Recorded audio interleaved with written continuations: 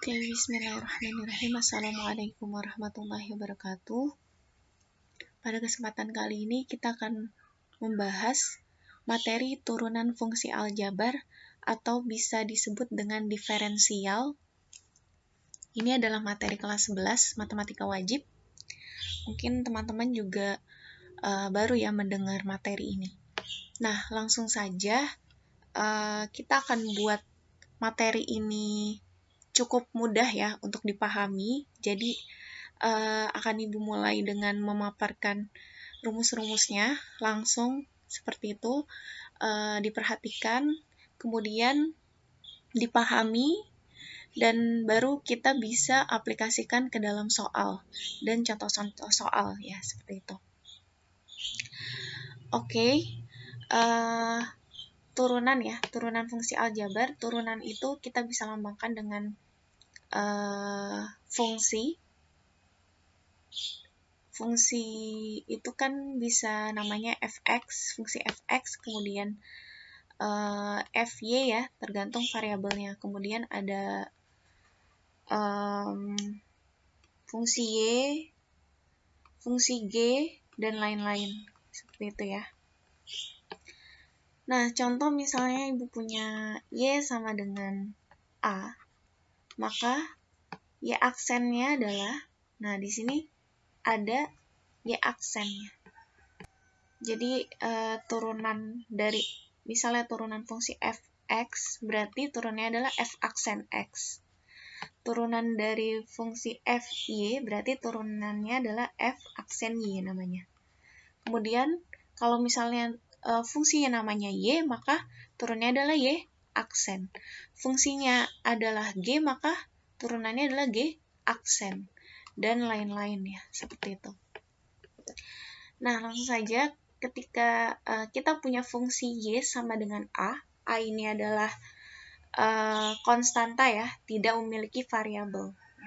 Variabel apa sih? Variabel ini kalau dalam fungsi nih, seperti fungsi fx berarti variabelnya x, fungsi fy variabelnya y, fungsi y variabelnya bisa apa aja, bisa x, bisa a, b, c, dan lain-lain, seperti itu. Nah, a di sini Ibu contohkan, a di sini adalah konstanta ya. A di sini adalah konstanta, seperti itu. Konstanta adalah angka yang tidak memiliki variabel. Maka jika kondisinya y sama dengan a, maka y aksennya adalah 0. Seperti itu. Ketika diturunkan atau didiferensial, maka hasilnya adalah 0. Oh iya, fungsi juga bisa kita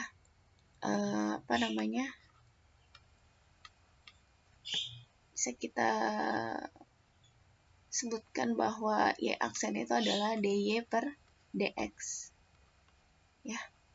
Y aksen itu adalah dy per dx.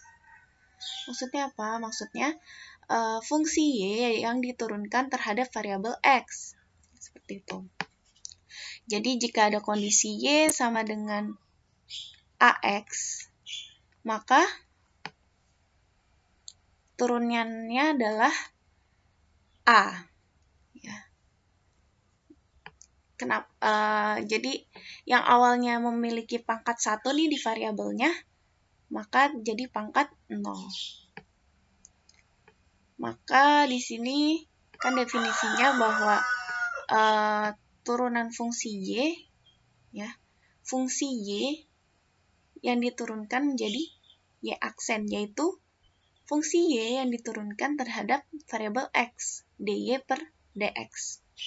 Kemudian jika y adalah a x pangkat n, maka turunannya adalah n dikali a dikali x pangkat n min 1. Nah, di sini perbedaannya ya, kalau kita bandingkan dengan integral nanti, ya, di pangkatnya ini adalah berkurang ya, turun. Namanya aja turunan ya, diferensial, maka pangkatnya berkurang. Nah, pangkat ini jika ada kondisi fungsi seperti ini, ax pangkat n, maka n-nya dikali dengan a. A ini sebagai apa? Sebagai konstanta ya. Sebagai koefisien, sebagai koefisien dari variabel X. Nah, kalau ini A yang di sini di fungsi yang pertama ini dia sebagai konstanta ya, tidak memiliki variabel. Sedangkan angka di depan variabel itu adalah koefisien. Maka pangkatnya ya dalam kondisi yang ketiga ini pangkatnya dikalikan dengan koefisien, berarti N kali A dikali dengan variabelnya X, pangkatnya N dikurang 1. Seperti itu ya rumusnya. Sampai sini ya, Ibu berikan contoh langsung. Jadi kalau misalnya ada fungsi Y sama dengan 2, maka Y aksennya berapa? 0. Kenapa? Karena tadi mengacu pada kondisi yang pertama, yaitu Y sama dengan A. A di sini adalah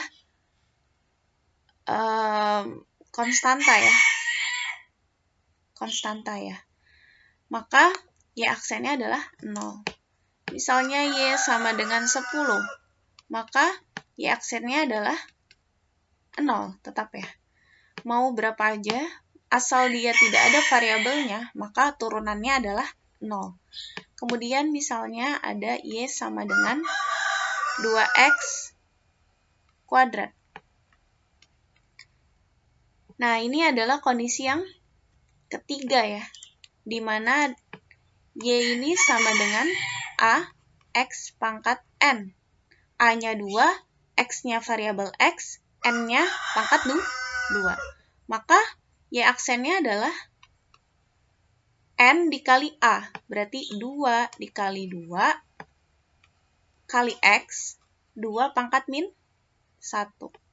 Maka Y aksennya sama dengan 4X pangkat 1 ya. 4 pangkat 1 tidak pernah ditulis ya, maka turunannya adalah 4X. Jika Y sama dengan 4X, maka turunannya adalah, sebenarnya ini kondisi yang kedua ya, maka turunannya atau Y aksennya itu adalah 4 kan, langsung seperti itu.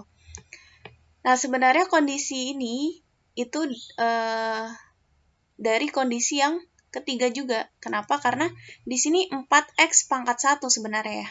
Y sama dengan 4X pangkat 1.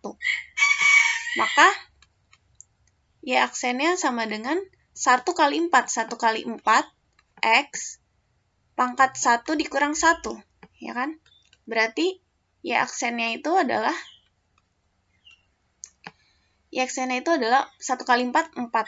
X pangkat 1 kurang 1, 0. Kita tahu bahwa A pangkat 0 adalah 1. Ya. Oke, ini rumusnya.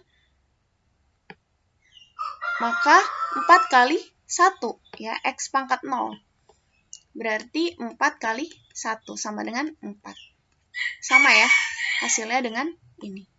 Seperti itu. Dan masih banyak contoh-contoh yang lain. Sekian, wassalamualaikum warahmatullahi wabarakatuh.